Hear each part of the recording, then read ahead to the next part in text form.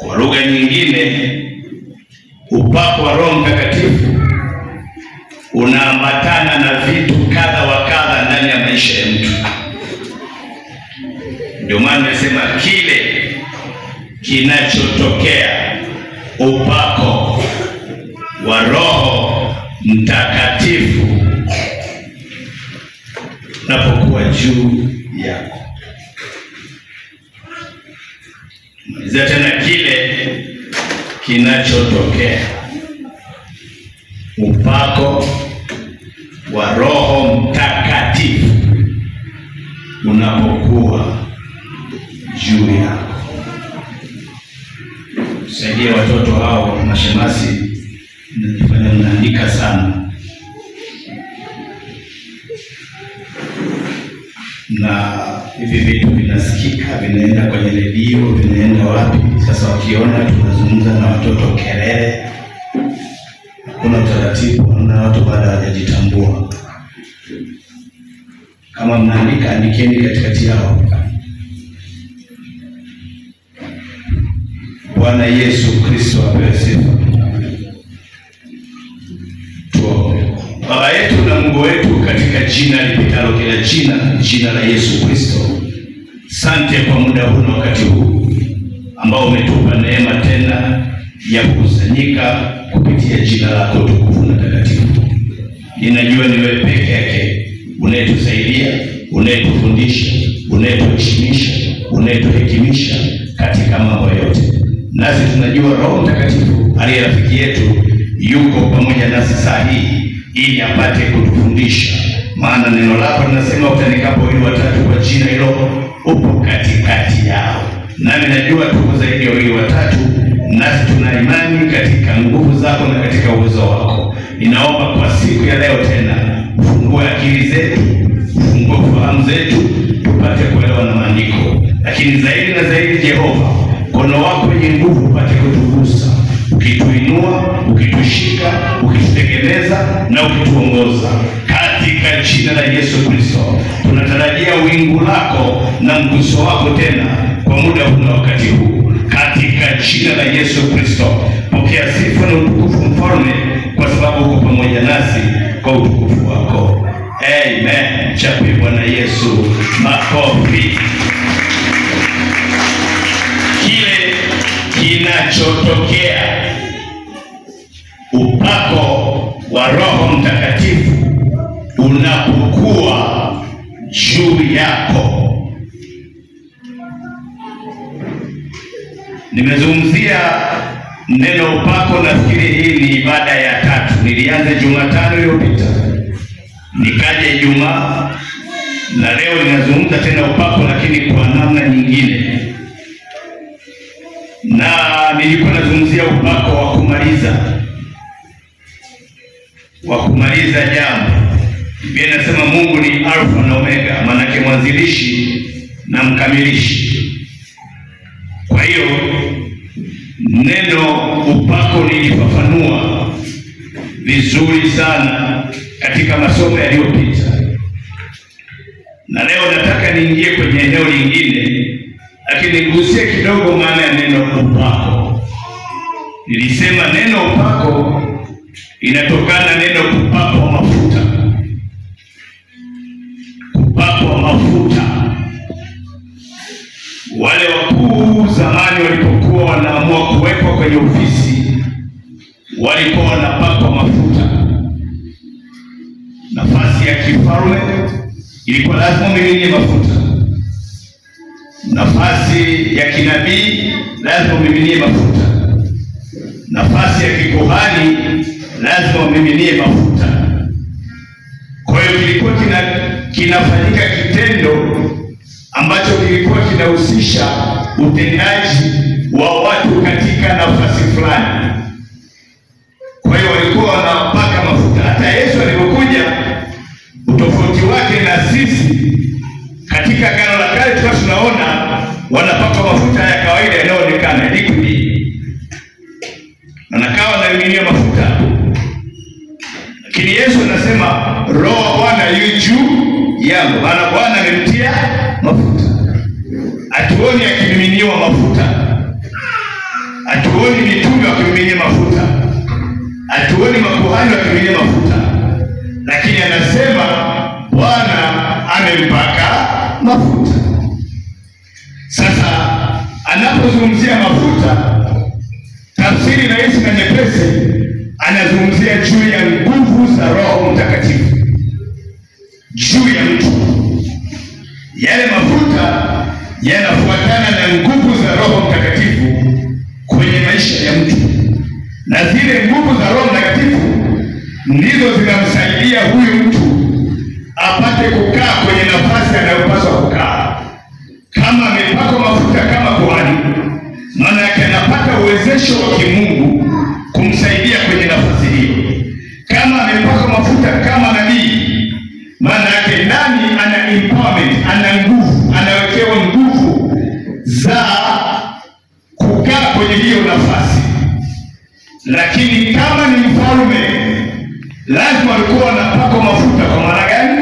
Walikuwa wanaruhusu nguvu za Roho Mtakatifu zimsaidie katika hiyo nafasi ambayo Mungu anataka akae na aendelee katika hiyo kazi. Sasa nimekwambia kile kinachotokea upako wa Roho Mtakatifu unapokuwa juu yako. Na mimi sitaki kuona upako au mafuta kama mafuta ya kawaida haya, yaani kwenye haya ambayo unaweza ukajipaka. Ili sikiweke macho huko. Ukiweka macho huko, kuna vitu utapoteza. Kuna vitu havitakuwa jinsi vilivyo. Kwa nini? Kwa sababu hautapata unachotaka ukipate kwenye hili eneo. Kwa hiyo neno upako wa Roho Mtakatifu anazungumzia nguvu za Roho Mtakatifu, kwamba Roho Mtakatifu anapokuja juu ya mtu haji tu hivyo, anakuja akiwa na nguvu. Ndio maana Biblia inasema wakae Yerusalemu, wangoje ile ahadi.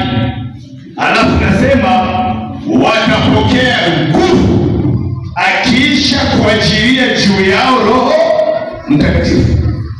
Roho Mtakatifu sio nguvu. Roho Mtakatifu anazo nguvu. Roho Mtakatifu sio nguvu. Roho Mtakatifu anazo nguvu. Kwa hiyo anapokuja juu ya mtu, anakuja na zile nguvu ambazo zinamsaidia huyu mtu apate kukaa na kuoperate katika nafasi ambayo Mungu anataka. Kama ni nabii, operate kama nabii. Kama ni mchungaji, operate kama mchungaji. Kama ni mwalimu, operate kama mwalimu.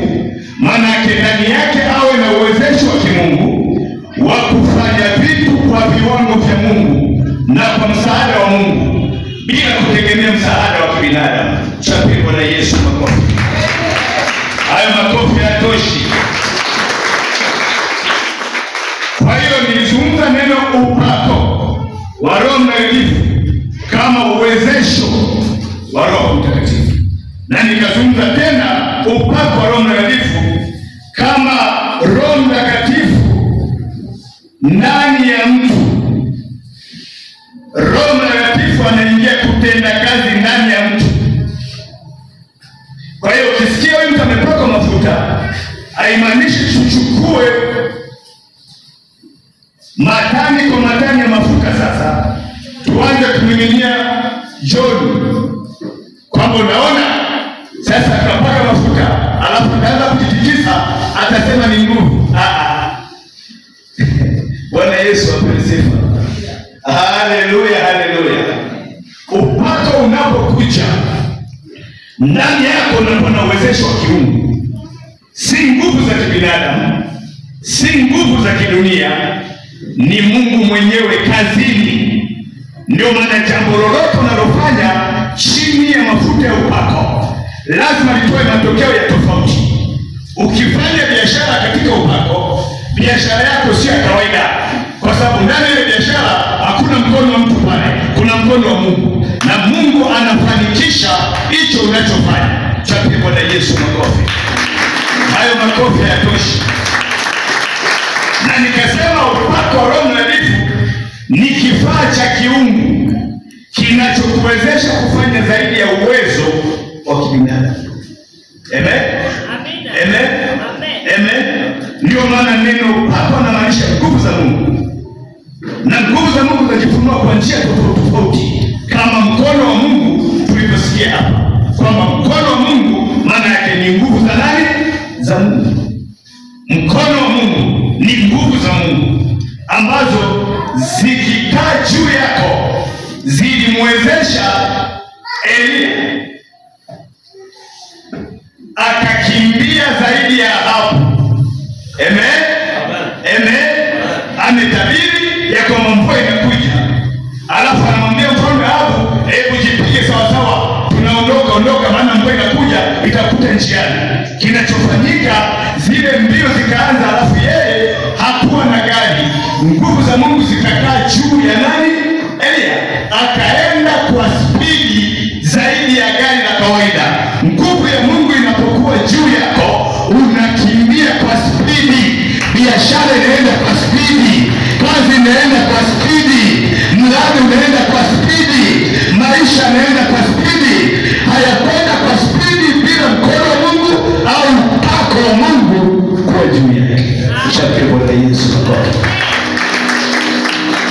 Kwa hiyo naona wazi ya kwamba kanisa linahitaji mkono wa Mungu na linahitaji mafuta.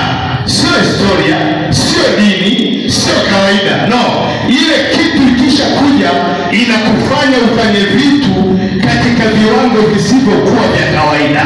Utakuwa na biashara na huyu ana biashara. Hii biashara yake na yako ni tofauti. Hata kama mnauza nyanya, lazima ya kwako itoe matokeo kwa sababu kuna mkono mwingine unaokuwezesha kwenye hilo jambo. Bwana Yesu apewe sifa. Haleluya, haleluya, haleluya. Kwa hiyo upako wa Roho Mtakatifu anazungumza juu ya nguvu za Mungu kazini. Nguvu za Mungu kazini. Mitume hawakuanza kazi bila nguvu. Subirini Yerusalemu mpaka mvikwe, tena mvikwe. Mvikwe, uwezo utokao juu. Maana yake upako unaweza ukaja kama jacket, unaweza ukaja kama vazi. Hizo ni njia tofauti za neno upako na utendaji wake. Unaweza ukaja kama moto, unaweza ukaja kama mkono, unaweza ukaja kama chemichemi, unaweza ukaja kama mvua. Bwana Yesu Kristo asifiwe. Amen. Bwana Yesu Kristo asifiwe. Amen. Kwa hiyo unapozungumzia juu ya mafuta ya Roho Mtakatifu, hatuzungumzii mafuta yale ambayo mpaka watu wanauziwa. Mimi sizungumzie hayo. Mimi nazungumzia mafuta kwa maana ya nguvu za Roho Mtakatifu. Amina. Haleluya. Haleluya. Na huwa zikiingia mahali, sema Zaburi 66:3 kinachofanyika. Zaburi 66 mstari wa 3. Baba yangu yanipasa nishukuru, siwezi kuamini nisingepata.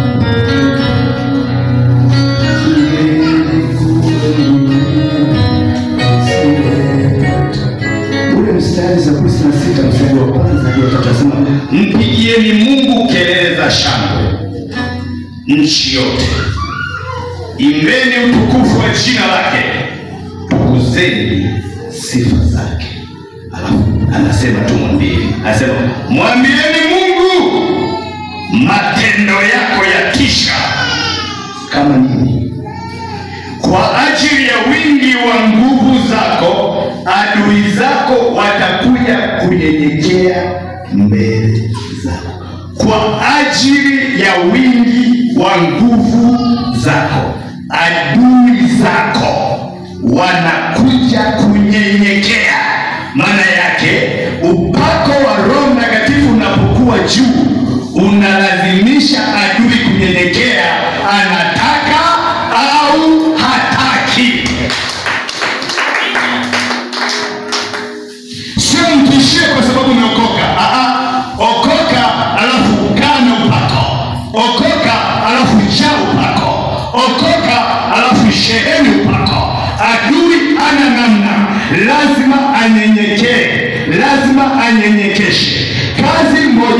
mojawapo ya upako ni kunyenyekesha maadui zako, kunyenyekesha maadui ya familia yako, kunyenyekesha maadui ya biashara yako, kunyenyekesha maadui ya mradi wako. Upako unapoingia kazini lazima wanasarenda, hana namna. Wachawi watasarenda, wange watasarenda, maadui watasarenda, wateso watasarenda, kwa sababu upako ukiingia kazini, nguvu za Mungu zikiingia kazini juu yako, zinalazimisha adui aingie.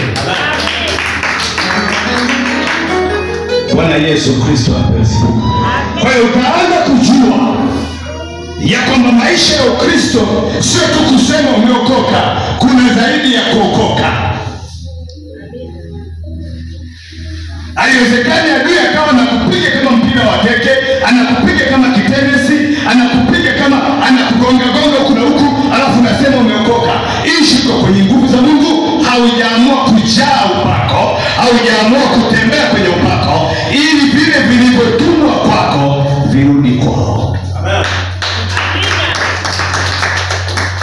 Bwana Yesu Kristo asifiwe. Haleluya, haleluya, haleluya. Labda nirudie kwa kusema hivi, nianze kufundisha kwa kusema hivi. Ukristo bila nguvu za Roho Mtakatifu hauna ladha.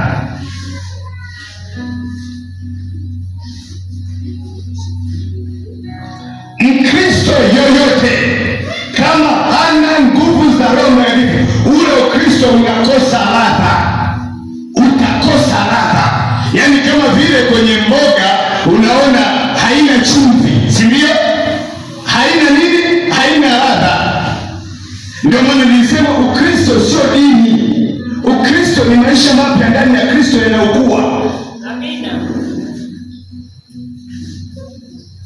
Bwana Yesu asifiwe. Narudia tena. Maisha ya Ukristo bila nguvu za Roho Mtakatifu hayana ladha. Ni dini kama dini zingine, ni makusanyiko kama makusanyiko mengine. Utofauti wake, wameweka jina la kanisa, lakini wale wameweka bodaboda group, ama wale wengine wameweka bajaji group, ama watu wengine wameweka Saru Security group. Yale makusanyiko hayana utofauti. Utofauti wa group la bodaboda na kanisa iko kwenye upako, iko kwenye nguvu ya Mungu ambayo inatenda kazi kwa namna ya kufanya mambo yasiyo ya kawaida katika maisha yetu. Ukristo bila nguvu ya Mungu ni dini kama dini zingine. Bwana Yesu asifiwe. Hiyo ni pointi ya kwanza. Pointi ya pili, maisha ya Mkristo ya kuchanganyikiwa kimaisha na kukata tamaa kimaisha ni matokeo ya kukosekana kwa nguvu za Mungu ndani ya maisha ya huyu mtu.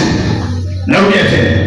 Maisha ya kuchanganyikiwa, huyu hajui amechanganyikiwa, hajui afanye nini, hajui atafanya nini, yaani yuko confused. Maisha ya kuchanganyikiwa kwa mtu, sisemi kwa kichaa, ni maisha ya kukosa kujua ufanye nini, ni maisha ambayo hujui ushike hili, ufanye nini, haueleki, haujui kile kinachoendelea.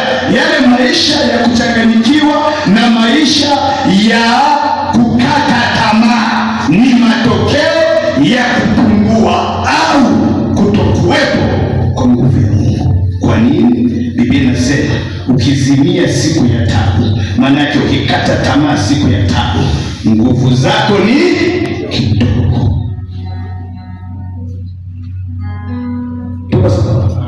Tuko sawa? Kwa hiyo lazima uangalie uchunge kwamba haya maisha ya tamaa ni nini kinashakiwa. Wengi wanahitaji vitu ambavyo sivyo. Wengi wanaomba maombi ambayo sio. Kwa nini? Hawajajua kuchanganyikiwa kimaisha na kukata tamaa kimaisha ni matokeo ya nguvu kupungua au kutokuwepo kabisa kwa nguvu za Mungu. Bwana Yesu asifiwe. Bwana Yesu asifiwe. Na usijifiche unachowaza hicho sasa. Kusema lakini mimi sina Roho Mtakatifu. Unaweza ukawa na Roho Mtakatifu lakini huna nguvu za Mungu. Narudia tena. Unaweza ukawa na roho lakini huna wakanena ribo sakamando riatabasakapo rabosha, lakini ukawa hauna nguvu. Ndio maana tofautisha dalili ya roho na nguvu. Biblia imetofautisha kabisa roho mtakatifu na nguvu. Roho mtakatifu sio nguvu, bali anazo nguvu. Kama unafikiria tania kwamba una nguvu, angalia muda unaotumia kwenye kuomba, ndio utajua una nguvu ama una nguvu. Kama maombi yako dakika 2 hakuna maombi, hakuna nini, wewe sio kwamba hauna roho mtakatifu, unaye, yuko ndani amekaa, lakini huna nguvu. Bwana Yesu Kristo asifiwe. Okay, unaweza kusema kwa namna gani? Yesu alipogusa pindo la vazi, alisema nguvu, alisemaje? Nguvu zimeni. Hakusema Roho Mtakatifu ameni. Ndio maana mitume walipokea nguvu. Walipokea nguvu wakazungumza kwa lugha nyingine, alafu wakaanza kushuhudia. Alafu naona walipokuwa wanaendelea wakatishwa. Kwenye Matendo 4 wanaanza kuingia tena kwenye maombi, wanaomba. Yaangalie matisho yao, yaangalie matisho yao. Walipomaliza ile maombi, ile sehemu ikatikiswa, wakatiwa nguvu, wakajaa nguvu za Roho Mtakatifu. Alafu wakaanza kuhubiri neno la Mungu kwa ujasiri. Ni wale wale waliopokea nguvu za Roho Mtakatifu katika Matendo 1:8, na ndio hao wanapokea nguvu tena za Roho Mtakatifu katika Matendo ya Mitume 4. Maana yake nguvu zinaweza zikapungua na pia nguvu zinaweza zikaongezeka.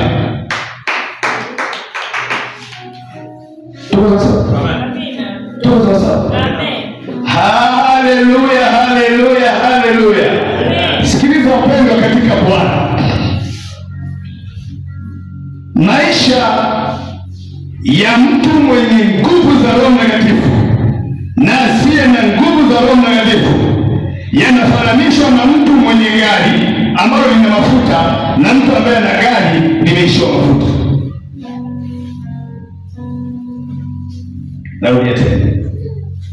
Maisha ya mtu mwenye nguvu za Roho Mtakatifu na mtu ambaye hana nguvu za Roho Mtakatifu linafananishwa na maisha ya mtu ambaye ana gari na mafuta na mtu ambaye ana gari halina mafuta, yamekata. Hebu niambie utofauti wa hao watu wawili. Mtu mwenye gari ambalo lina mafuta analiwasha tu, anaenda, ataenda Isaka, ataenda Tinde, yaani vitu vyake ni rahisi, wala hatumii nguvu, wala hatumii kung'ang'ana.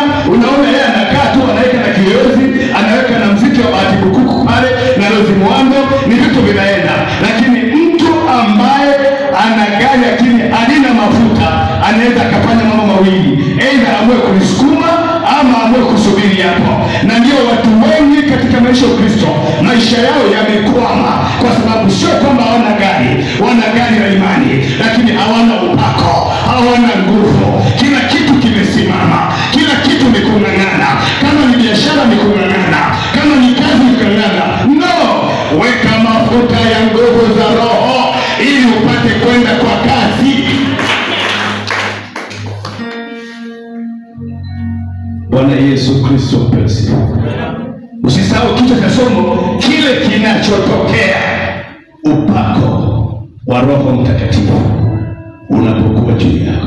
Umeshajiuliza kinkoro hapa na gari lake, alafu inatokea sasa mafuta hamna, alafu anasukuma gari mpaka Manzese. Sasa umechoka. Na ndio maisha ya watu yamechoka.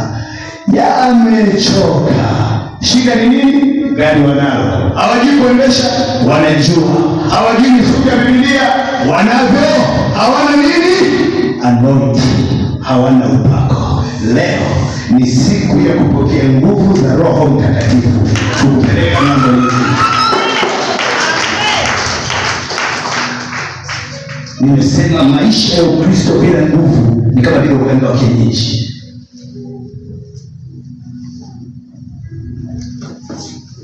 Bwana Yesu asifiwe.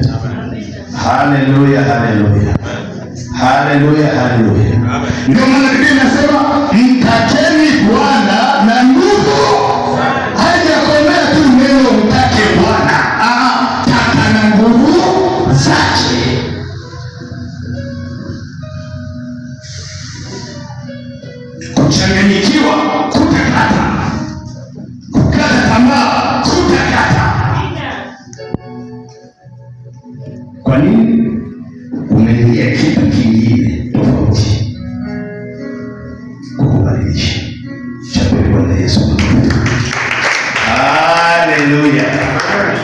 Haleluya. Mpendwa, ukipata upako au nguvu za Roho Mtakatifu unakutofautisha.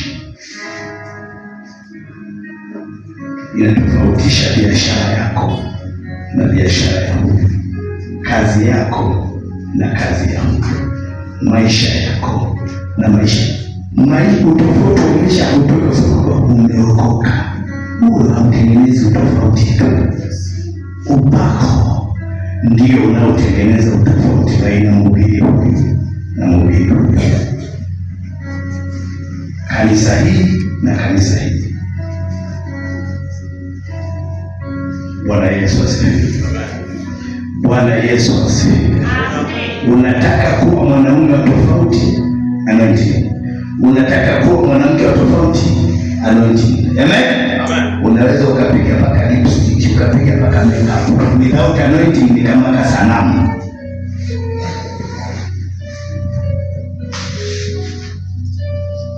Bwana Yesu asifiwe. Bwana Yesu asifiwe. Ndio maana Yesu anawaambia wasubiri ahadi. Wasubiri, wasitoke kwanza. Wasubiri.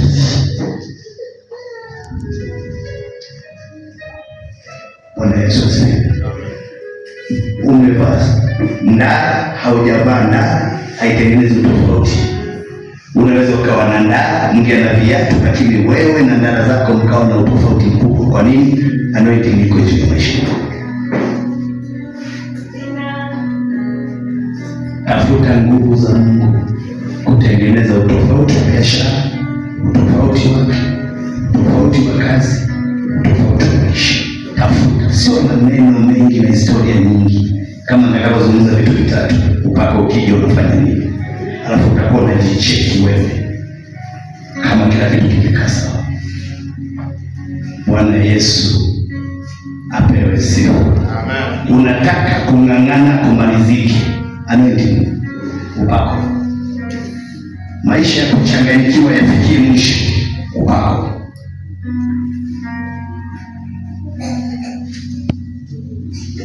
Bwana wa mabwana apewe sifa. Amen. Kile kitabu cha Zaburi 63. Hapa nianze kukuambia vitu vitatu. Zaburi 63, ule mstari wa kwanza mpaka 3.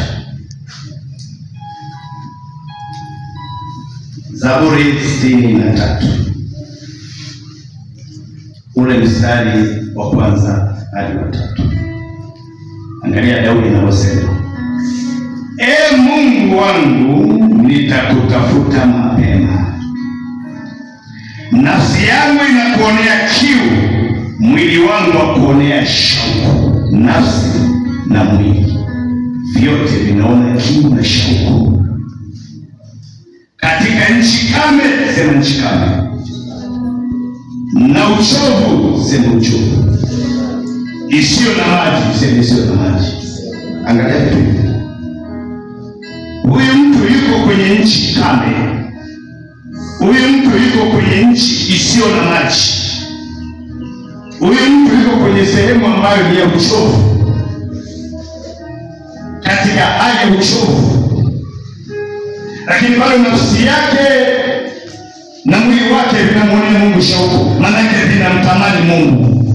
Katikati ya uchovu, katikati ya shauku yake na kiu, katikati ya ukame wake, yeye ameelekeza macho yake kwa Mungu. Anasema hivi: ndivyo nilivyotazama katika patakatifu, nizione nguvu zako na utukufu wako. Kiu ya Daudi katikati ya maisha ya uchovu, maisha ya ukame na maisha yasiyo na maji. Haya ni maisha ya mateso, ni maisha ya mahangaiko, ni maisha ya masumbufu, ni maisha ambayo ndani yamekosa uelekeo. Katikati ya mazingira anayopitia, huyo anatazama macho yake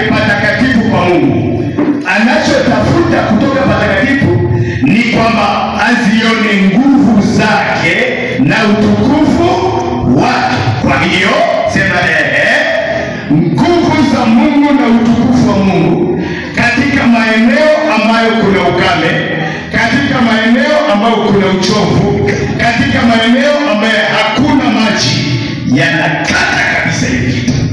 Uko kwenye wakati ambao maisha yako tu peke yake yamejaa uchovu, tafuta nguvu za Mungu. Amen. Tafuta nguvu za Mungu. Unaona maisha yamejaa uchovu na kuchoka, tafuta nguvu za Mungu. Maisha yako yamejaa ukame. Unajua ukame maana yake ni ukame, hakuna mvua yoyote, hakuna chochote kinachostawi, hakuna chochote kinachochipuka. Uwe na uhakika unachohitaji pale ni mvua ya Roho Mtakatifu kama upako. Shabiri Yesu. Kwa hiyo unapokuwa katika mazingira yoyote, nani yanakukatisha tamaa, nani yamejaa uchovu, labda umetembea safari nyingi ukakosa, ukachoka, ni kweli umepambana na hiyo tatizo kwa muda mrefu, umeng'ang'ana nalo mchana na usiku, lakini bado lipo. Tafuta upako, tafuta upako, tafuta upako, tafuta upako. Wangojao Bwana watatiwa nguvu mpya, watakwenda juu kama tai. Ukishapata upako, inakufanya uende zaidi ya hilo tatizo, uluke zaidi ya hilo tatizo, utembee masafa marefu zaidi ya hilo tatizo. Ni upako wa Roho Mtakatifu juu yako. Kwa hiyo useme nini? Ile useme dhehebu hii inahusiana na Roho Mtakatifu. Amen. Amen. Kwa hiyo nimekuwa najaribu kukueleza mazingira ambayo unahitaji nguvu za Mungu na kung'ang'ana na Mungu. Juu ya hiyo nguvu ya Mungu ni sehemu yako ya magoti. Unajua watu wakipata shida wanaongea mno. Inasaidia sasa? Haisaidii. Nenda kwenye magoti. Nenda kwenye, hata huyo unayemweleza labda yeye ana shida hata zaidi ya kwako, nenda kwenye magoti. Gharama ya upako iko magotini. Mwambie mwenzako gharama ya upako iko magotini. Sio kwenye kujieleza sana, sio kwenye kusema sana. Mwambie nenda kwenye magoti. Bwana Yesu Kristo. Haleluya, haleluya. Haleluya, haleluya. Haleluya, haleluya. Andika, unapokuwa pale, upako unapokuwa juu yako, pale upako wa Roho Mtakatifu unapokuwa juu yako, unakuwa umepata hazina ya thamani ya kimbingu. Pale upako wa Roho Mtakatifu unapokuwa juu yako, unakuwa umepata hazina. Hazina maana yake ni kitu cha thamani cha kimbingu.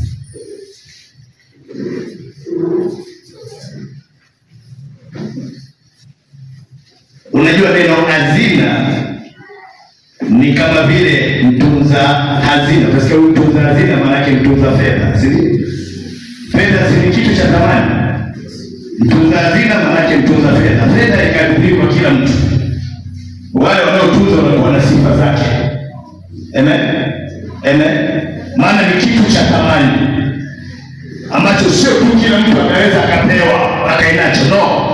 Lazima kuna aina ya watu ambao wanapaswa kae hata kwenye vikundi vyenu vya kawaida, sijui SACCOS, sijui vikundi vyenu vya mtaa. Siku ile anayetunza fedha ni mtu ambaye wa kawaida. Hauwezi ukampa tu mtu yoyote atunze fedha, si ndio? Kama ni fedha ya kikundi, baadaye sasa inapelekwa kwa mtu, utakuta haipo. Kwa nini? Ni kitu cha thamani. Kama fedha ni kitu cha thamani, na hiyo naita kama hazina, na hivyo hivyo upako ni kitu cha thamani sana. Labda niseme hivi, hazina ya mbingu ni nguvu za Mungu. Amen. Hazina ya mbinguni ni nguvu zake. Kitu cha thamani mbinguni sio fedha, sio mali, sio dhahabu, sio almasi, ni nguvu za mbingu. Nguvu ya Mungu ni hazina ya Mungu. Ndio maana si kila mtu anapewa, si kila mtumishi anapewa, si kila mtumishi wa Mungu anapewa, si kila kanisa utaliona hiko. Kwa sababu nguvu ya Mungu ni hazina. Kitu cha thamani katika mbingu ni nguvu za Mungu. Ukiwa na nguvu ya Mungu, una hazina ya thamani sana zaidi ya kitu kingine chochote. Amen. Kitu cha thamani mbinguni, nimekuambia, si almasi, si fedha, si dhahabu, ni upako, ni nguvu. Ndio maana haipewi kila mtu. Leo utaona mtu ni watumishi, huyu anasemea kwa jina la Yesu, haitoki. Huyu anasema kwa jina la Yesu, inatoka. Maana nini? Maana utofauti wao si ile jina, tofauti wao ni maisha ya nguvu za Mungu juu ya wale watu. Ndio inaamua pepo litoke lisitoke. Tuko sawa? Tuko sawa? Hivi eti Kigogo, fikiria saa hii Mama Venture tunasikia kwamba ana kilo moja ya dhahabu. Huyu inakuwaje? Hapo kama ana kilo moja ya nini? Ya dhahabu. Nini kinatokea? Ashakuwa mtu mkubwa huyo. Thamani yake inaongezeka. Yaani kama ambavyo ile dhahabu ina thamani, inamfanya anayemiliki naye awe na thamani. Haleluya, haleluya. Akitembea tunamsogea kidole, unaona kwa nini? Kadhahabu alikokaa nako nyumbani, kanafanya na nyumba hiyo na thamani, kanafanya na hatua zake za thamani, kanafanya na maisha yake awe na thamani. Kwa nini? Kwa sababu ya ile dhahabu alionayo ina thamani, inamfanya na yeye anakuwa wa thamani. Upako wa Roho Mtakatifu ndani ya mtu unamfanya na huyo mtu awe wa thamani. Upako ndani ya mtu unamfanya yule mtu naye awe wa thamani. Amen. Amen. Kama dhahabu inamfanya mtu awe na thamani, inaongeza thamani ya mtu, inaongeza heshima ya mtu, inaongeza kujulikana kwa mtu, na hivyo hivyo upako wa Roho Mtakatifu juu ya mtu unamfanya huyu mtu pia awe wa thamani. Na niwe kwako kwa jina la Yesu. Na niwe kwako kwa jina la Yesu. Pokea upako wa kuthaminiwa kwa jina la Yesu Kristo. Pokea upako wa kuheshimika kwa jina la Yesu Kristo. Pokea upako wa kutofautishwa kwa jina la Yesu Kristo. Waliokuona jana wakikuona leo waone utofauti kwa jina la Yesu Kristo. Thamani ya mtu iko kwenye upako. Ndio maana si kila mtu anao. Ndio maana si kila mtumishi anao, kwa sababu una gharama kubwa mpaka Mungu akuamini kwamba huo upako akishakupa hautajinyanyua. Unafanya mchezo na upako. Kuna mmoja alifanya hivi, Akanasema kijana, toka kijana, wewe kijana, toka njoo huku ili tufanye maombi. Mungu ananiambia uko hapa, umekuwa na wito wa kumtumikia Mungu na umekuwa na shauku.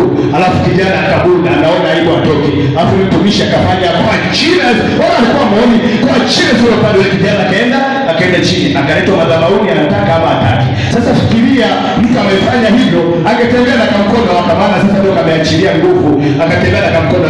Waje kuona mtu ka nguvu kadogo tu, kapepo kidogo tu kametoka, kazi kadogo tayari ameanza hivi. Mungu anakucheka, ana huyu nikimwongezea mtaani hawatasema. Baba yangu mbinguni, yanipasa nishukuru, singelikuwa ni wewe nisingelipata wokovu, singelikuwa ni wewe nisingelipata wokovu. Baba yangu mbinguni, yanipasa nishukuru, singelikuwa ni wewe nisingelipata wokovu. Kuna mtu alipiga simu asubuhi, hawezi, kichwa kinauma, hata anaongea na mimi, yani ni kama vile namsumbua. Nikafanya maombi ya dakika chache, kichwa kikaachia. Ni mimi ama ni upako? Upako unatoa matokeo tofauti. Ukiwa na upako, vitu vyako vinatofautisha kabisa. Ndio maana nasema Ukristo bila nguvu ya Mungu ni kama uganga wa kienyeji.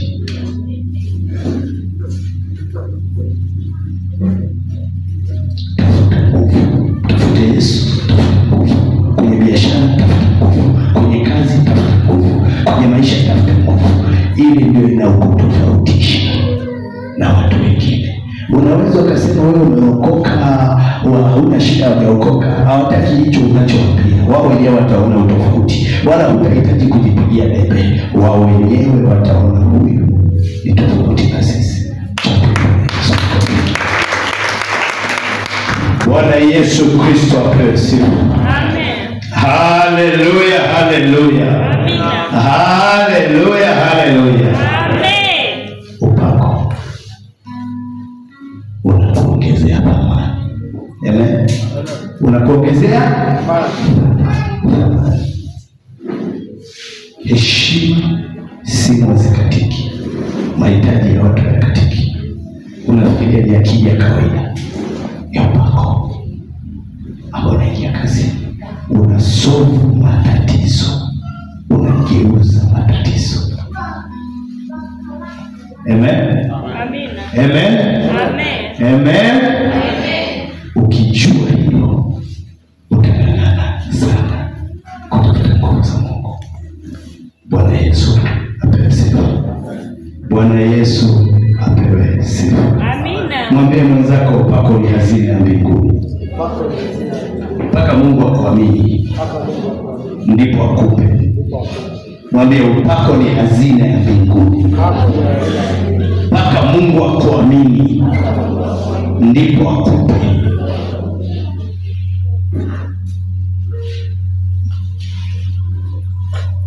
Kwa hiyo nataka nikupatie vitu vitatu vinavyotokea upako unapokuwa juu. Amen. Alafu tuombe tubadilishe kabisa hali ya hewa. Amen. Amen. Amina. Nimesema kile kinachotokea upako unapokuja juu yako. Cha kwanza, upako unapokuja juu yako utakutambulisha kati ya watu. Umebeba utambulisho wako, umebeba utambulisho wa biashara yako, umebeba utambulisho wa huduma yako, umebeba utambulisho wa njia zako. Upako unapokuja juu ya mtu unakuja na utambulisho. Hutahitaji kusema wewe ni mtu fulani. Upako wenyewe unaingia kazini kutambulisha wewe ni nani.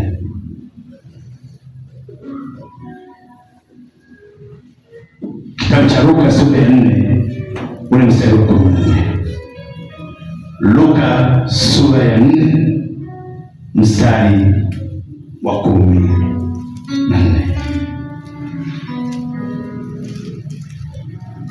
Biblia inasema hivi, hapa Yesu ameenda kujaribiwa, ameenda nyikani, amejaribiwa na shetani, akamaliza akashinda, sasa anatoka kwenye ile jaribu.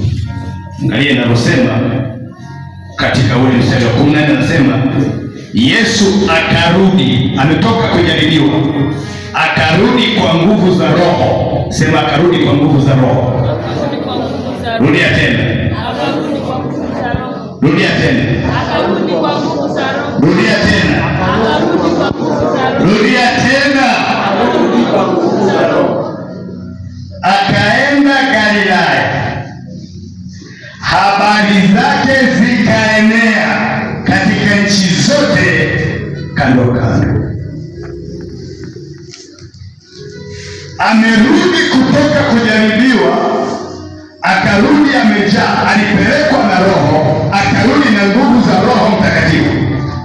Aliporudi kutoka kwenye majaribu, amerudi na nguvu za Mtakatifu. Biblia inasema habari zake zikaenea. Hawakuwa na intaneti kama yetu, hawakuwa na vipaza sauti kama vyetu, hawakuwa na redio kama zetu, hawakuwa na mitandao ya kijamii kama zetu, lakini habari za Yesu zilienea. Kwa nini? Nguvu za Roho Mtakatifu ndizo zinazotangaza watu katika ulimwengu wa roho kwanza. Amina. Kazi ya upako wa Roho ni kupiga kelele watu wakutambue. Habari zako zinaenea, si kwa sababu umeweka posti nyingi, si kwa sababu umeweka matangazo katika redio zote.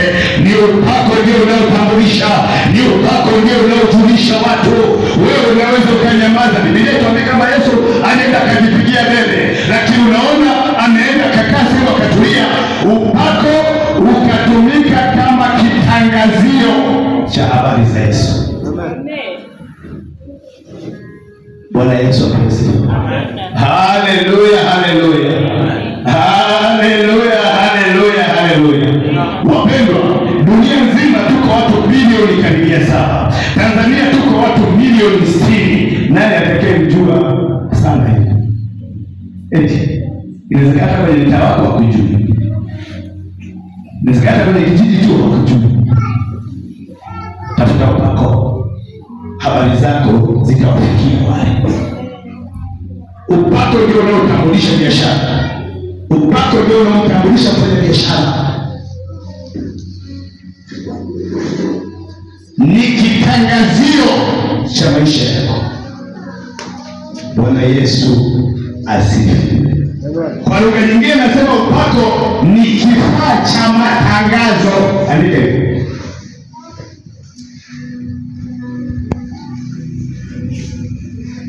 Upako ni kifaa cha matangazo. Kuna watu watakuwa wanafuatia taarifa zako hata hauna habari wewe. Bwana Yesu asifiwe. Bwana Yesu asifiwe. Upako ni kifaa cha matangazo.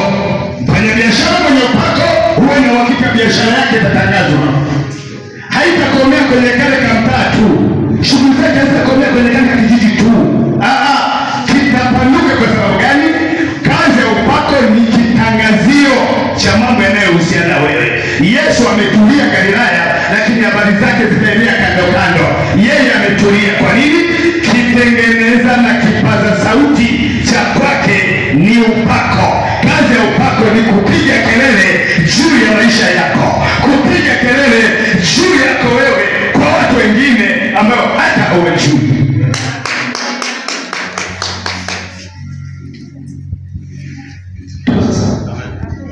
Tuko sawa? Kwa hiyo unataka habari zako zienee, acha kwenda kujitangazia. Jamani, mimi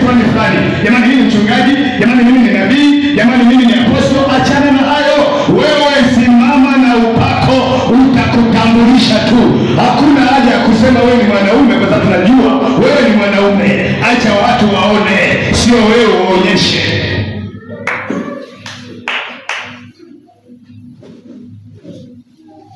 Bwana Yesu asifiwe.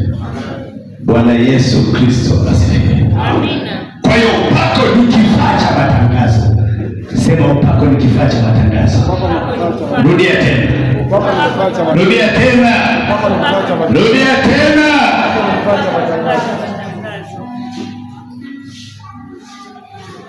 Kiko, unataka biashara yako itanuke? Unaweza kuweka matangazo mpaka kwenye online radio yetu. Kama una upako ndio unaotangaza. Hakukuwa na internet lakini raia walijua habari za Yesu. Hakukuwa na redio lakini raia walijua habari za Yesu. Hakukuwa na Facebook lakini raia walijua habari za Yesu. Anointing, sema anointing. Sema upako.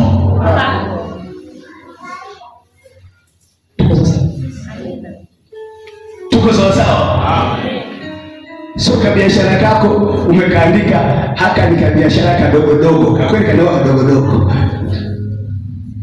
Tumia kanuni za kiroho kubadilisha mambo yako na vitu vyako vitachange. Tuko sawa? Tuko sawa sawa? Haleluya. Mwambie mwenzako upako ni tangazo la kiroho. Rudia tena. Rudia tena. Rudia tena.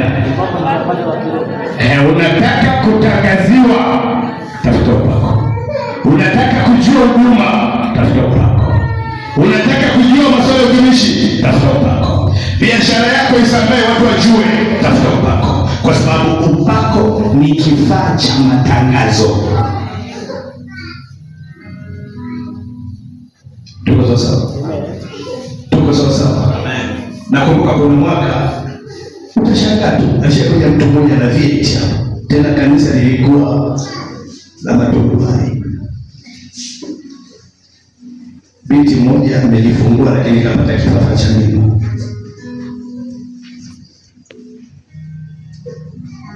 Ile ametokeza usawa kukabili kanisa hili. Akaanza kufanya kazi huku ana operation. Akaanza kufanya fujo na mtoto pembeni. Anafika hapa yule mzee anaomba msaada. Akaingia eneo hili. Wakambeba vijana, wakamwingiza ndani. Nikaanza kumfanyia maombi. Amekuja hawezi hata kubeba mtoto na changamoto ya lakini amerudi anambeba mtoto wake na ananyonyesha akiwa Unafikiria ni nini kilikumbana na zile nguvu za giza ambazo zilikuwa zimejificha na kujifunua kama roho ya kifafa? Ilikuwa ni upako wa Roho Mtakatifu. Alipoelekea tu usawa wa kanisa vikaanza kuumana. Mama moja siku moja alikuja anamtafuta mtu mmoja. Anasema ina shida ya mtu fulani. Nikamwambia haipo kwa sasa. Nikamwambia kwa shida gani? Tumesimama. Akasema nina shida ya kutoka mimba kila wakati. Napata ujauzito, mimba ikifika tu afanye inatoka. Ndio shida, tumesimama hivi. Sijui nini kilipata. Nimepona. Sijamuombea, tunazungumza tu hivi. Kumbe ile nguvu ya Mungu juu yangu imeenda moja kwa moja kwenye chanzo cha tatizo lake. Ikapigana tatizo na ikatoka. Upako.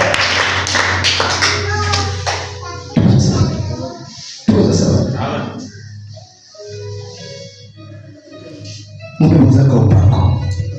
Una thamani kubwa zaidi ya chochote kile. Kaa kwenye maombi, jaa nguvu kwa kusifu, jaa nguvu kwa kuabudu, jaa nguvu kwa kufunga na kuomba, jaa nguvu kwa sadaka, jaa nguvu kwa kushukuru. Maisha yako hayatakuwa kama hivi. maisha ya Ukristo haya, ulokole haya yataka tuchosha, hayana changes.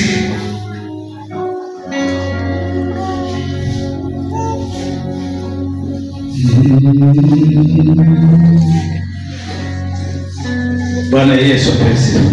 Amen.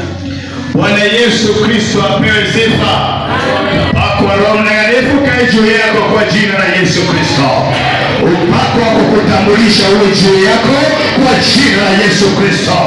Upako wa kukutambulisha ukukalie kwa jina la Yesu Kristo. Ngoja mataifa wakataje jina lako. Ngoja watu wakaseme habari za jina lako, habari za biashara yako, habari za huduma yako. Ngoja upako ukutambulishe kwa wakuu kwa jina la Yesu Kristo.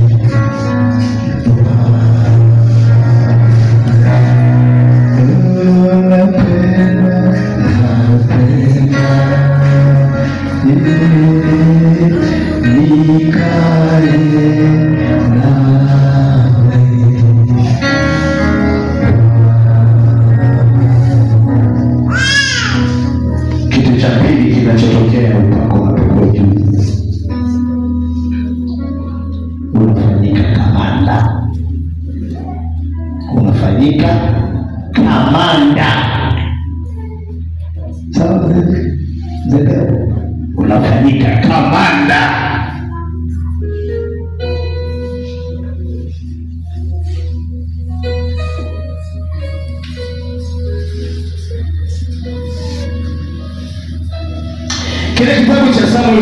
sura ya 10 ule mstari wa kwanza, Biblia inasema ndipo Samueli akatoa kichupa cha mafuta akayamimina kichwani pake, akambusu, akasema, je, Bwana akukutia mafuta uwe mkuu juu ya watu wake Israeli, nawe utamiliki watu wa Bwana na kuwaokoa na mikono ya adui zao.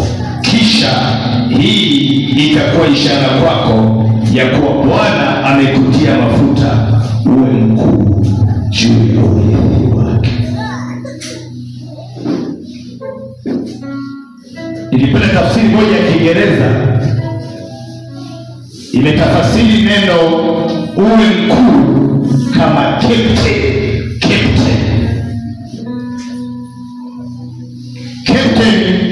Ni afisa wa jeshi ambaye ana idadi ya askari 100 mpaka 200.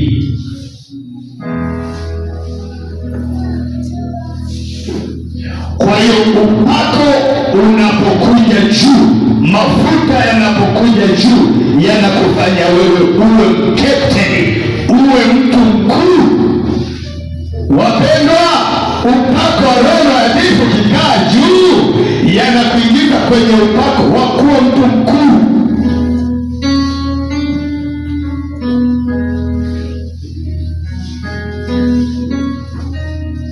Bwana Yesu asifiwe. Haleluya, haleluya. Kwa hiyo captain ni kiongozi wa askari kati ya 100 na 200. Captain huyu kiongozi, ukisoma kile kitabu cha Mathayo 8 mpaka 9, inazungumza pia kama akida. Anamwambia Yesu, wewe mimi sitahili uende kwako, mimi mwenyewe ni kamanda hapa, mimi mwenyewe ni kamanda hapa, wako watu chini yangu, nikiwaambia nenda wanaenda, nikiambiwa rudi wanarudi, nikiambiwa kaa wanakaa, nikiambiwa kimbia wanakimbia. Mtu yoyote ambaye ni kamanda, manake ndani amebeba amri na maelekezo ya hicho anachokiamuru, lazima kitii kile kinachoambiwa. Bwana Yesu asifiwe. Bwana Yesu Kristo apewe sifa. Kwa hiyo neno kasema toka, wewe ni kamanda, unaamuru, unakomandi kitu, na adui analazimika kutii. Akienda kwa shetani, shetani atamwambia no, aliyekufunga ni huyu, aliyekufunga ni huyu, nenda kwake, mimi sikufungulii, yeye ndiye amekufunga, amekuamuru kae hapo, usitoke mpaka atakaposema. Mama mmoja alishakuja akatwambia mume wake anataka kuuza nyumba karibia milioni 200, anataka kuuza kwa milioni 60 ili alipe mkopo wa benki wa milioni 15 kwa kipindi kile. Nikamwambia mama, unasemaje? Akasema tumishi, mimi sikubaliani huyu mtu auze nyumba hii. Nikasema haina shida. Kwa hiyo nini? Tuingilie kati. Tuingilie kati. Haya, tuombe. Tukaomba, tukafunga wateja wasipatikane kununua nyumba. Kila wakija, nyumba ni nzuri kweli kweli, maana ni shika, lakini wanaenda kimoja. Mungu amejiteza atafuta wateja, wanakuja tena wanaicheki ile nyumba, alafu wakiondoka wameondoka jumla. Mwisho yule mwanaume akamtisha mke wake, akamwambia kama wateja hawatapatikana ninakwenda kujiua. Yule mama akakimbia haraka kuja kwako, anasema anataka kujiua. Akamwambia kwani kuna shida? Kuna shida? Sasa tufanye mtumishi, fungueni nini, nyumba iuzwe. Sawa, tukafungua ile nyumba, ikapatikana kwa bei. Nyumba sasa hivi kuona mpaka leo. Ninachosema nini? Upako unakuingiza katika ukamanda. Ukisema no, Shetani upiti hapa, apiti. Ukisema ninakuzuia maili 200 kutoka hapa, uruhusi kuruka hili anga, aruki. Ukisema hapa hakuna njia, hakuna njia. Kwa nini? Kwa sababu upako unakulazimisha kuwa kamanda. Tuko sasa. Atatii tu, atake asitake. Ndio wanasema mtakachokifunga duniani kitakuwa kimekwisha kufungwa mbinguni. Mpendwa, katika maisha yako kuna namna shetani anatembea, kuna namna shetani anapita, kuna namna shetani anazurura, kuna namna shetani anakatiza.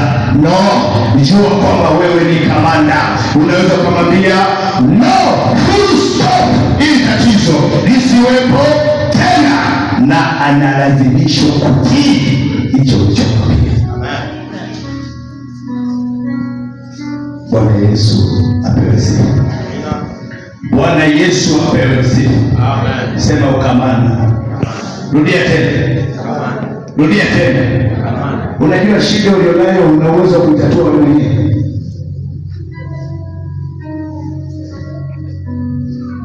Bwana Yesu asifiwe. Ukisema no, mbingu inatiki. Ukisema sema kufunga kwa jina Kristo, akienda mbinguni kutafuta msaada, Mungu anamrudisha kwetu tena. Na unamwambia hamna kufunguliwa hapa, utakoma. Sikiliza, unaweza ukazuia matatizo yako. Upako unapokuja juu yako inakufanya kuwa kamanda. Anza kutembea kama kamanda, anza kuishi kama kamanda, anza kufanya kazi kama kamanda. Usiishi kinyonge. Unayo mamlaka juu ya mazingira yanayokuzunguka, unayo mamlaka juu ya kila crisis inayokuja kwenye maisha yako. Unayo mamlaka, wewe ni kamanda. Sio eneo la watumishi peke yake wanaojifakiria. No, hii ni kwa kila aminie anayetaka kufika mbali na Roho Mtakatifu.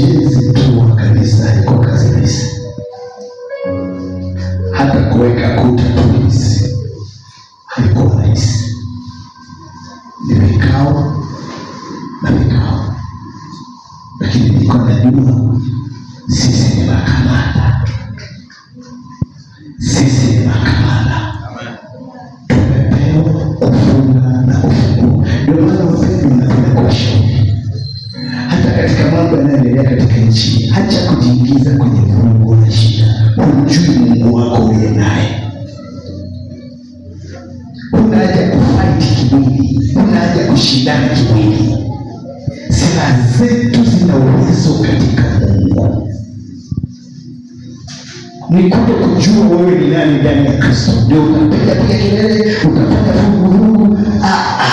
Kaa kwenye maombi, ndipo kunazaliwa vitu. Bwana Yesu asifiwe. Amen. Bwana Yesu asifiwe. Kwa hiyo upako unabeba utambulisho wako. Upako unafanya nini? Unakufanya kuwa saa zingine nilisema Mungu anafundisha mikono yako vitu. Umeshakuwa mtu anasemeka. Mara ya kwanza ndio nimeokoka kwangu ilikuwa ni shida. Ilikuwa wakati mwingine nasikia tu unasema umevamiwa. Mara wakati mwingine unaweza kukuta usiku unachomoka mbio kwenye korido. Mungu ananifundisha vitu. Sasa Daudi anasema Mungu anavuta mikono yake vitu. Kwa hiyo sio kashangaa kama anavuta mishale, kama anafanya ni lugha ya rohoni katika mwili wa kawaida. Amen. Wewe sio kawaida kama utajijua sio kawaida. Mwambie mwenzako wewe sio kawaida. Mwambie mwenzako wewe sio kawaida. Mwambie mwenzako wewe sio kawaida. Wewe ni wa tofauti. Wala hakuna fotokopi yako. Wewe ni original. Tembea kama Mungu alivyokusudia kubadilisha hatima yako na mazingira yako. Chape Bwana Yesu. Kitu cha tatu na cha mwisho, taendelea baadaye kuwapatia vitu hivi vinavyoendelea. Upako unapokuja sio tu kwamba unabeba utambulisho, lakini unakuingiza katika ukamanda. Na tatu, upako unapokuja juu yako, maana yake ni kwamba unarejesha vile vilivyopotea au kuibiwa. Unarejesha vile vilivyopotea au kuibiwa.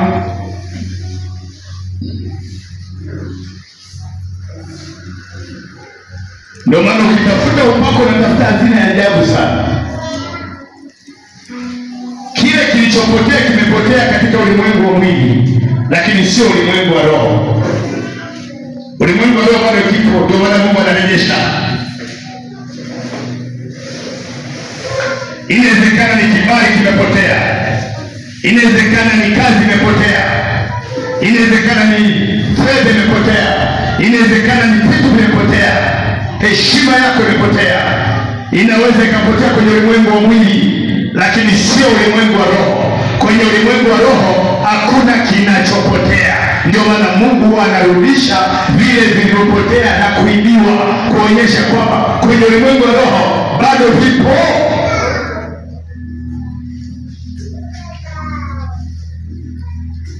Tumalize mstari wa Samueli wa kwanza 11 mpaka 2. Mstari wetu wa mwisho.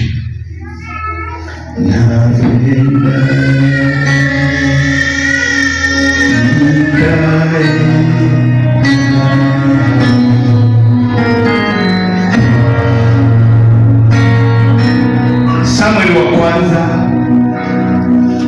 ule mstari wa 10. Samueli wa kwanza 10:1 mpaka 5.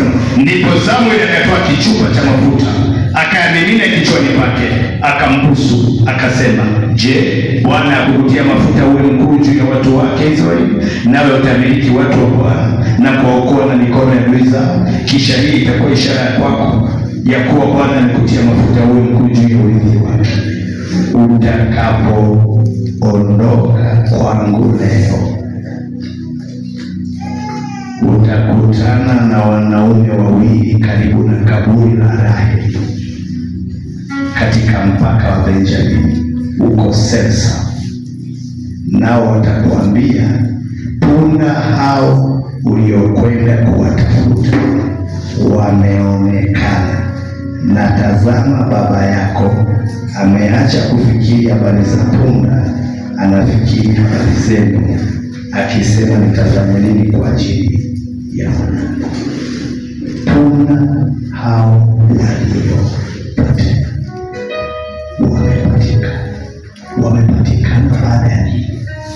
Baada ya mafuta ya Roho Mtakatifu kuwa juu ya Sauli. Kwa hiyo kazi ya upako ni kurejesha vilivyopotea.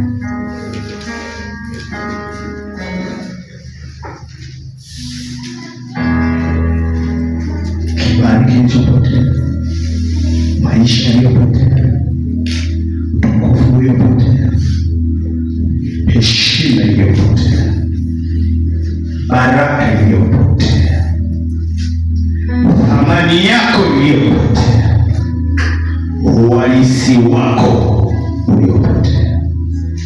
Upako unapokuwa juu unarejesha vile vilivyopotea, vinarudi mahali pake.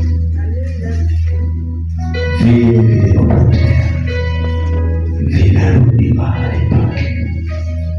Mimi sijui umepoteza nini. Sijui ulikuwa na nini ukapoteza. Sijui ulikuwa na nini ukaibiwa.